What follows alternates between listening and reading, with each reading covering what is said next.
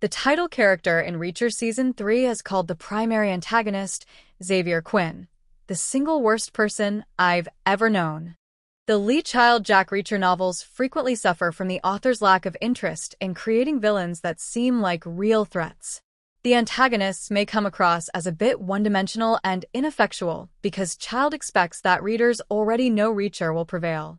This problem was carried over into Amazon's adaptation, as the first two series lacked villains who actually threatened anything. Child's Persuader is adapted in Reacher Season 3, and the most recent series attempts to address the villain problem. Some of Reacher's most formidable foes were present in the book, including Paulie Olivier Richter's, a massive 7-foot monster. Finding out that Xavier Quinn, Brian T., is still alive years after Jack shot him in the head is what pulls Reacher into the case of Season 3. The season is really building to the clash with Quinn, even while it is talking up the Reacher versus Paulie fight. Alan Ritchson's anti-hero tells DEA agent Duffy, Sonia Cassidy, that he is the worst person he has ever met in Reacher Season 3, setting a high standard for Quinn. That's a concerning remark given the horrible deeds the antagonists from earlier episodes carried out, such as torture and mutilation. However, Episode 4, Dominique, explains Quinn's worst crime and the reason Reacher hates him so much, earning him the title.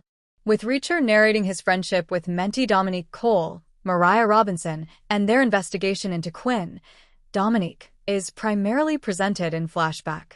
Cole and Reacher discover he was being pressured by military intelligence officer Quinn, who threatened Gorowski's family after they apprehend a military officer named Gorowski, Jonathan Souza, for selling classified documents. Later on, Reacher learns from a therapist that Quinn was a young child with aggressive tendencies and a history of hurting animals. The report diagnosed Quinn as having malignant narcissist personality disorder and highlighted his lack of empathy or remorse and the apparent joy he gains from inflicting torture.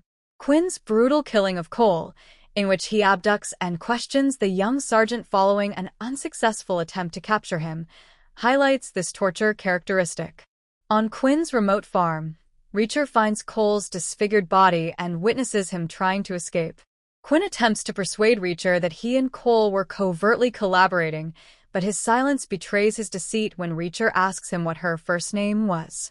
Then, using his own weapon, Reacher led Quinn to the precipice and shot him in the head. Quinn's curiously lavish lifestyle outside of duty was made possible by his lucrative side business, selling military secrets in the army. Quinn presumably intended to retire early after making a fortune selling sensitive material to foreign nations, but Reacher and Cole's investigation shattered that plan. Gorowski disclosed that Quinn had abducted his small daughter and kept her overnight. Nevertheless, Quinn threatened to carry out heinous deeds unless Gorowski cooperated completely. Quinn was also prepared to kill in order to hide his identity, because killing the detectives looking into him, including Cole, would have destroyed any evidence against him. This implied that he would have pursued Reacher as well, but Jack stops him before he could. In addition to killing Cole and another officer, Quinn's crimes during this period in military intelligence included kidnapping, coercion, and the sale of confidential material.